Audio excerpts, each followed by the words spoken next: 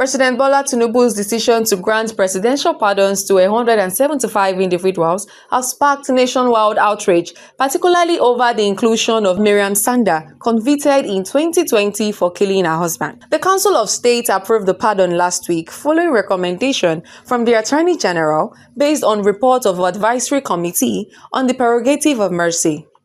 The full list, released days later, revealed that nearly 30% of those pardoned were convicted for drug-related offences, the largest category, alongside others found guilty of illegal mining, corruption, and homicide. The most debatable name, however, remains Maryam Sanda, who was sentenced to death by hanging for stabbing her husband to death. The challenge is now when we have persons of questionable character who faced their time in the court and were sentenced accordingly, being pardoned. You know, it can really cause a lot of torture to people who were the victims of those people, particularly persons that were killed and their killer were given pardon. The presidency later explained that her pardon was granted on the grounds of good conduct in prison and appeals from her family.